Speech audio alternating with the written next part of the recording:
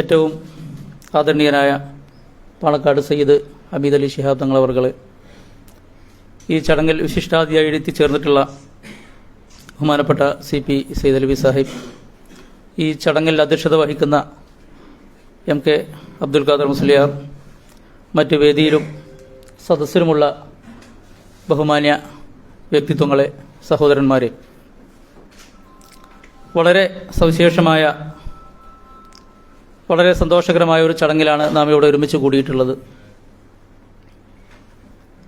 നമുക്കേവർക്കും പ്രിയങ്കരനായ സയ്യിദ് ഫൈസി രചിച്ച ഫൽഫരി മാല ഔപചാരികമായി പ്രകാശനം നിർവഹിക്കപ്പെടുന്ന ഒരു ധന്യ മുഹൂർത്തത്തിന് സാക്ഷ്യം വഹിക്കുന്നതിന് വേണ്ടിയിട്ടാണ് നാം ഇവിടെ ഒരുമിച്ച് കൂടിയിട്ടുള്ളത്. ഫൽഫരികളെക്കുറിച്ച്, അല്ലെങ്കിൽ അവരുടെ ചരിത്ര പശ്ചാത്തലം, കുടുംബം, അവരുടെ സംഭാവനകൾ ഒന്നും വിശദീകരിക്കേണ്ട ഒരു സദസ്സല്ല ഇത്. കാരണം ഫൽഫരി കുടുംബാംഗങ്ങളാണ് ഇവിടെ ഒട്ടുമിക്ക പേരും ഇവിടെ എത്തിച്ചേർന്നിട്ടുള്ളത്, അല്ലെങ്കിൽ അവരുമായി അഭേദ്യമായ ബന്ധം പുലർത്തുന്ന, ആത്മബന്ധം പുലർത്തുന്നവരാണ്. അതുകൊണ്ട് അത്തരം വിശദീകരണത്തിലേക്ക് ഞാൻ മുതിരുന്നില്ല. നമുക്കറിയാം, കേരളത്തിലെ അറബി സാഹിത്യത്തിൻ്റെ ചരിത്രം പരാമർശിക്കുമ്പോൾ ഫൽഫരികൾക്ക് കൂടാതെ ഒരിക്കലും ആ ചരിത്രം പൂർണ്ണമാകില്ല. അത്രത്തോളം വിലപ്പെട്ട സംഭാവനകൾ അർപ്പിച്ച ഒരു പണ്ഡിത കുടുംബമാണ് ഫൽഫരികൾ.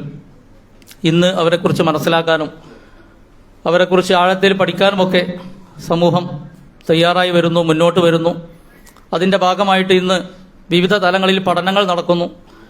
കേന്ദ്രത്തിലും കേന്ദ്ര സംസ്ഥാന യൂണിവേഴ്സിറ്റികളിൽ ഗവേഷണ പഠനങ്ങൾ നടക്കുന്നു. വിവിധ സെമിനാറുകളിൽ പേപ്പർ പ്രസൻറ്റേഷൻ നടക്കുന്നു. വിവിധ കോഴ്സ് വർക്കിൻ്റെ ഭാഗമായിട്ട് കുട്ടികൾ പഠിക്കുന്നു. ചുരുക്കത്തിൽ ഞാൻ പറഞ്ഞു വരുന്നത്, ഇത്രത്തോളം സംഭാവനകൾ അർപ്പിച്ച ഒരു പണ്ഡിത പാരമ്പര്യത്തെക്കുറിച്ച്, അല്ലെങ്കിൽ ആ ഒരു പണ്ഡിത കുടുംബത്തിൻ്റെ സംഭാവനകളെ പ്രകീർത്തിച്ചുകൊണ്ട് ഒരു മാലപ്പാട്ട് ഇറങ്ങുക എന്നത് എന്തുകൊണ്ടും സന്തോഷിക്കപ്പെടേണ്ട ഒന്നാണ്.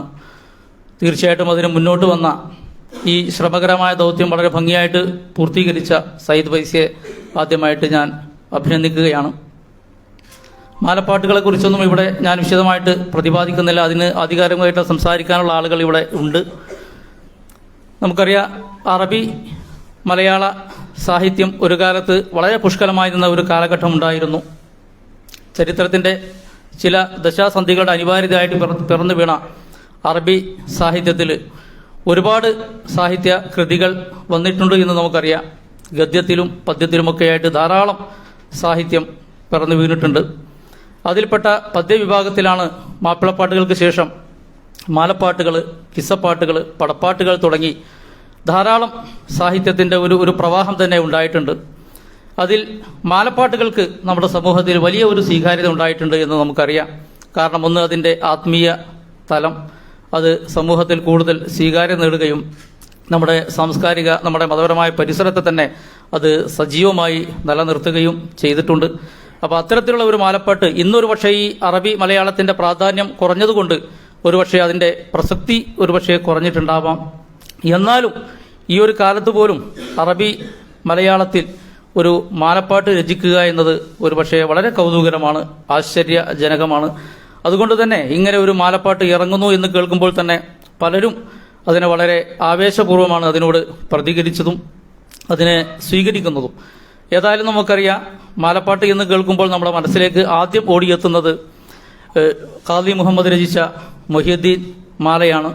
അറിയപ്പെട്ടിടത്തോളം ആദ്യത്തെ അറബി മലയാള സാഹിത്യത്തിലെ കൃതിയും മാലപ്പാട്ടിലെ ആദ്യത്തെ കൃതിയും ഖാദി മുഹമ്മദിൻ്റെ മൊഹീദ്ദീൻ മാലയാണ്. ഒരുപക്ഷെ അറിഞ്ഞിടത്തോളം അവസാനത്തെ രചനയാണ്, ഇന്ന് നിലവിലുള്ളതിലെ അവസാനത്തെ രചനയാണ് ഈ ഒരു ഫൽഫരി മാല. ഏതായാലും ഈ മാല സമൂഹം അത് ഹൃദയപൂർവ്വം ഏറ്റെടുക്കും എന്ന് നമുക്ക് പ്രതീക്ഷിക്കാം. ഞാൻ ദീർഘിപ്പിക്കുന്നില്ല.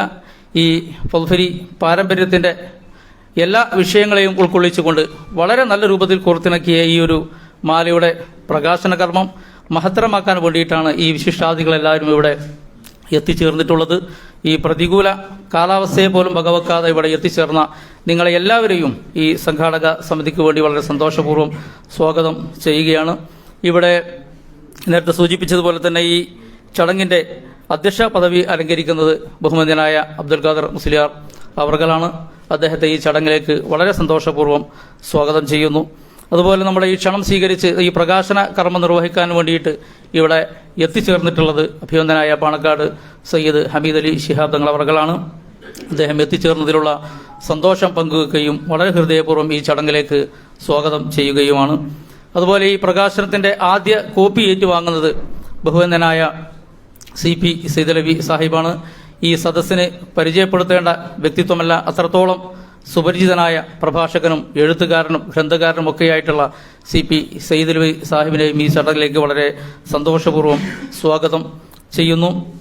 അതുപോലെ ഈ ചടങ്ങ് ആശംസകൾ അർപ്പിക്കുന്നതിന് വേണ്ടിയിട്ട് ഇവിടെ എത്തിച്ചേർന്നിട്ടുള്ള MK ബർക്കത്തലി അഹമ്മദ് ഫൈസി, അതുപോലെ Liyavudheen Faizy, KM Ahmed Musliyar, doctor M Abdussalam Faizy, doctor K Ali Noufal, doctor Faisal Hudawi Mariyad തുടങ്ങി ഈ ചടങ്ങിൽ സംബന്ധിക്കുന്ന എല്ലാവരെയും പ്രത്യേകം സ്വാഗതം ചെയ്യുന്നു.